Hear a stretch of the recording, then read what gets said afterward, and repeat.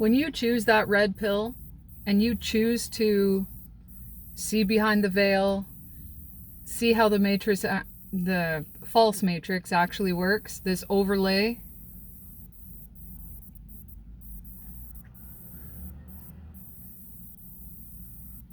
it's funny because you get guilt tripped into not following the pre-programming that you've already been conditioned to. I'm Holly, and I'm sharing a part of my journey to bring courage and inspire you on yours.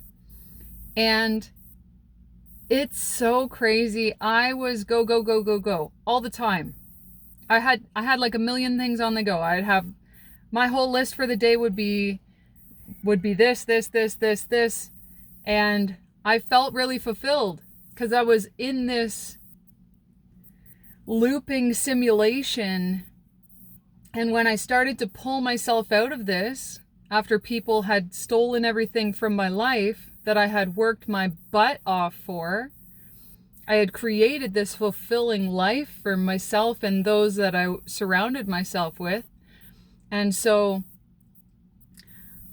I now had to relearn everything. And I had to be placed in these situations that were so new to me. And I had the entire world in front of me, and I had to choose what I was going to do next, how I was going to move, who I was going to accept into my life.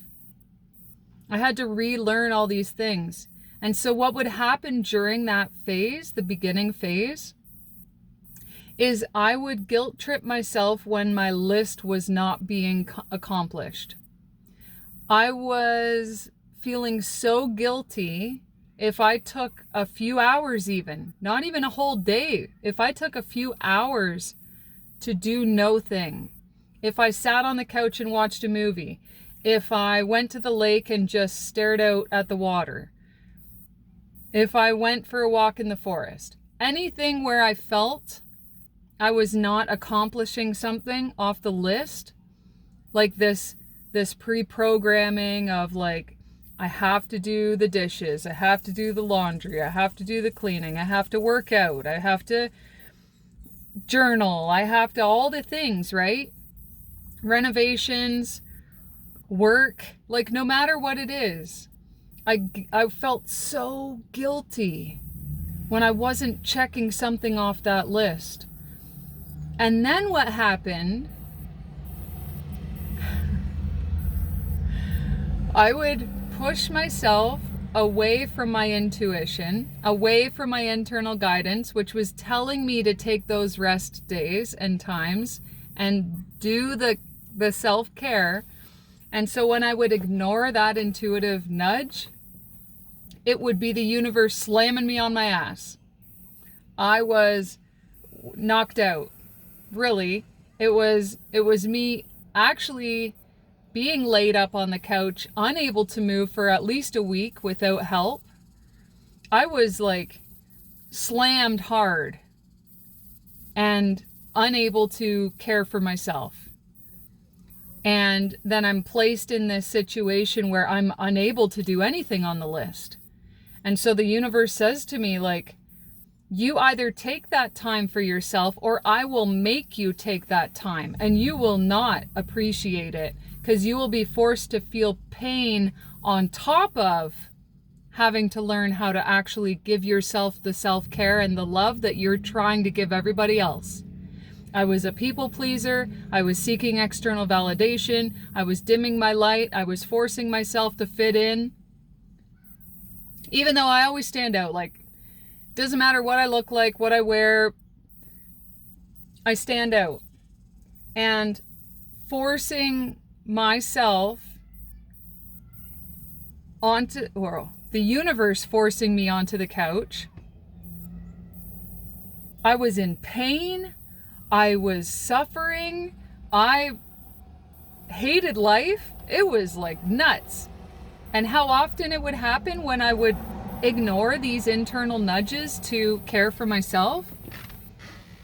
Stop worrying about finishing the list. Stop worrying about, you made plans for Friday night. Cancel the plans. Who cares? I matter. I matter right now. I care. I need to care. Nobody else cares for me. I need to. And so when you break the simulation, when you break away from the matrix, when you have the eyes and ears of your heart open to receiving the facts,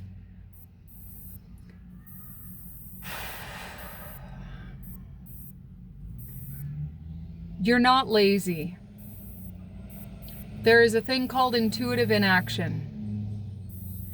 You are not lazy. You are healing. You are pulling back those fragmented parts of you which you've been so afraid of, afraid to face, afraid to feel. You're not lazy. You're not procrastinating. Stop letting everybody else label you because you're not involved in the hustle culture. You are the one who intuitively is guided to what you need in this moment. Who cares about the people that are talking about their $50 million months? Who cares about the people who are traveling the world every whatever? Like, that will come for you if that is meant to be. Right now, you are the focus. You know internally exactly what you need. Stop comparing yourself to everybody else in their life, what they want to flaunt out to the universe, what they want to flaunt out and rub in everybody else's faces. And like, kudos to them. They're living the time of their life. I hope that they are genuinely healed internally, or they're going to lose it all. Because when that's your focus and you've neglected the parts of you that need that healing, that you that need that self-care, you're going to lose it because of how you've manifested that into your life. So remember, you're not lazy. You are not procrastinating. Grieving, forgiveness, healing, we all manage these aspects differently. And this is a process. It's not meant to happen all at once. Never let anybody else shame you for caring for yourself. Men and women. You deserve it. And you will never find your voice or your value until you actually do the steps you need to in order to care for yourself. I learned the hard way. Don't learn the hard way. Learn and put it into action and actually love yourself. Genuinely, authentically love yourself. Nemo dat quod non habet. Nobody gives what they do not have. Fill your cup and it will overflow for others. Mwah. Bliss for each and every one of you.